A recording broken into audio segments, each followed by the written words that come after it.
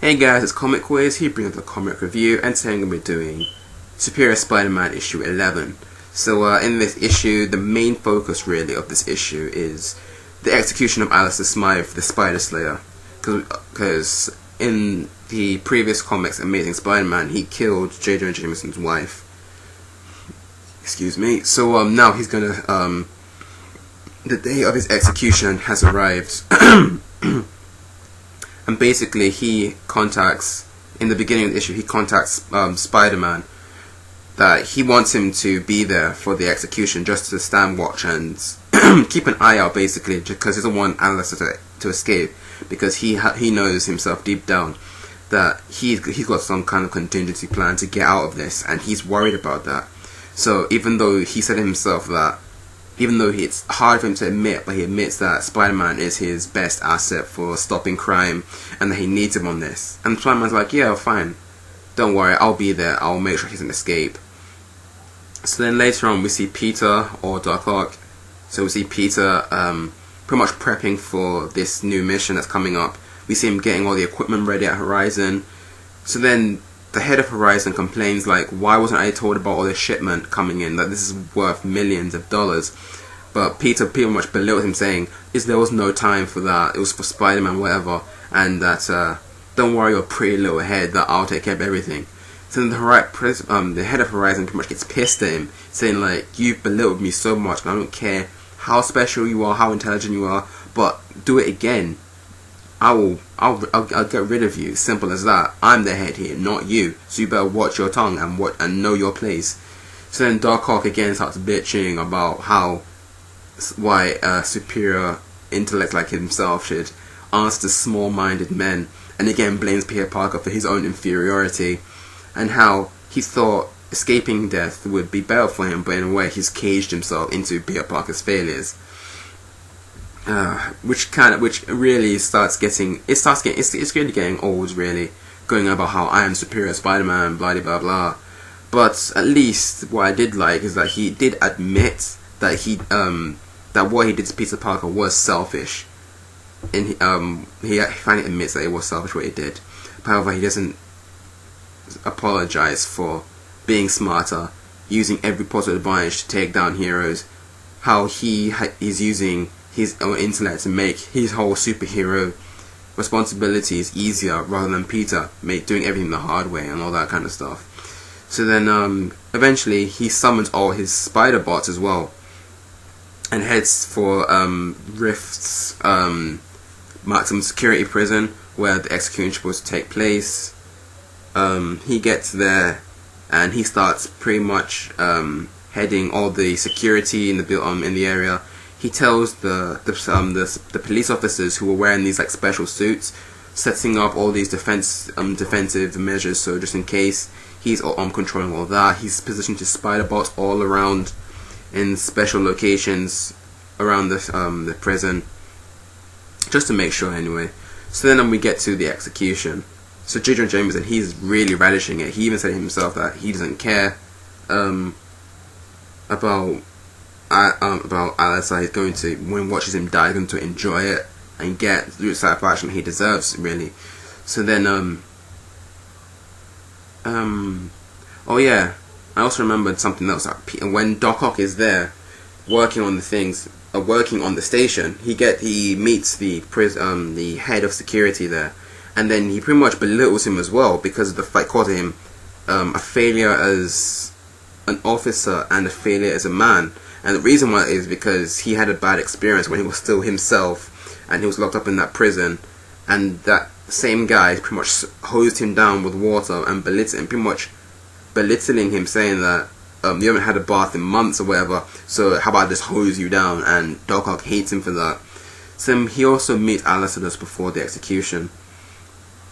So then when he sees Alistair and everything, they start talking, and he's like, unlike you, Alistair, who can't leave here, I can leave anytime I want. But he says this, he sees his old cell, which still has his name on it, and he remembers all the harsh experiences he's had there.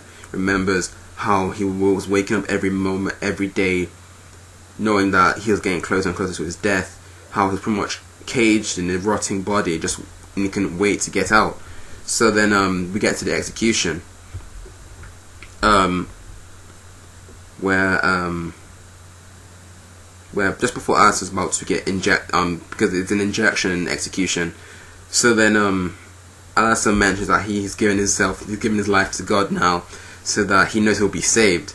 But then Doc Ock mentioned, like, no, you won't be saved. Like, somebody who has spent his entire life as a murderer, a criminal, and what, all of a sudden you think you're different. Then it was like, they stopped. It was like, wait, different. But he didn't actually finish his sentence because he was thinking about what he was saying about Alistair and remembering about what he used to be. But he was a criminal, but he got a second chance and he changed. Well, for the most part anyway. So then that was good, in a way, good development of Doc Ock's character, and just remembering just who he used to be as well. That in a way, he's really better than Alistair, supposedly. So as Alistair's about to die, we see that his little miniature spider slayers, they start surrounding the entire area where they are. So that pretty much delays his execution. He's able to escape, but then Doc Ock again, he anticipates this. Then he activates his plans his contingency plan, and all his spider bots come in. They start destroying Alice's miniature spider slayers, and then he starts to face him, and he's like, I thought of every escape route, everything you're going to do, there's no way you're going to escape. So they get into a fight, he beats him, so Alice is like, alright, I'm not going to fight you today is about me getting out. So he escapes, but he realizes that every escape route he can think of, everything he's planned, is being anticipated by Doc Ock. But it's also, in a way, I thought that was partly due to the reason because he was also an inmate himself, so he knows the whole prison layout. So Alice is like, alright, I can't escape, but I'm going to have to deactivate all your security measures just so I can escape. But to do that, he pretty much uses spider slayers, and it pretty much went into the Vulture, Boomerang, and what's his name? The Lizard, not the Lizard, Scorpion. Yeah, Scorpion, and pretty much fixes them up because they're still banged up from their previous battles with Spider-Man. So then, we found out previously that Boomerang was near death when they brought him into the hospital, to the prison. So the Spider Slayers pretty much fixed his body up. Vulture, who we found out is blind now, the Spider Slayers pretty much fixed his eyes, so now he can see. And the Scorpion, that's it. We find out that remember that his jaw was smacked clean off by Spider-Man in issue 700. The Spider Slayers fixed his jaw, and now they're pretty much ready to battle Spider-Man again. And Alistair's like, alright, I'll let you guys escape with me, just you need to take out Spider-Man first, so we can all do that. So then they're pretty much geared up and ready to go and get revenge on Spider-Man, and that's where the issue ends. So overall, this was a very solid issue. I really enjoyed it, really. I liked you can see the development with Doc Ock's character. You can see, well, not the development in a way, but just him reminiscing on his past experiences, who he used to be, who he is now. He acknowledges the fact that, yeah, what he did to Peter was selfish, but again, he says that he's more important. The way he makes it seem like he's more important. Peter threw away his life, he didn't cherish it, but now he's in his body, he's going to cherish it to the fullest. Every failure Peter Parker made, he's going to make that into a success. What else? And also him reminiscing on his past again, and especially when he was ridiculing Alistair about how you can't be a different person. Someone who spent their entire life being a criminal and a low-life piece of scum can't change. But then he remembered that he used to be the exact same thing, and I really enjoyed it when he stopped completing his sentence before when he thought about that. It was really good. I really enjoyed that. So then overall, a very good, solid issue. So I give it a 7.5, maybe an 8. Yeah, no, 7.5, because again, his cocky attitude, which it is different. I enjoy it to a certain degree, but when I keep going on about it and on and on and on, it does get a bit annoying. It's like, yes, we know every issue you have to acknowledge that Peter Parker was a failure, you are superior. And every time I see this, it kind of makes me feel that Dan Slott really doesn't like Peter Parker as a character. And it's just like he wants to acknowledge that Peter Parker sucked overall, and Doc Ock is the man, really. So then that's why I keep getting from this constant reminder that he's superior. So then, oh yeah, what else? Oh yeah, I wasn't expecting this, to be honest. I was kind of surprised, this issue, because what happened 2 weeks ago, in the last issue, we got the whole Green Goblin thing, thinking that Green Goblin's going to be like the next story arc, but no, we've missed that. We're not continuing that. We're going to continue on with something different now. So that kind of threw me off a bit. But let's see where this goes. This could also be very interesting. So like I said, and also just quick mention out that the dude that is usually the usual artist, yeah, what's his name? I can't think of his name.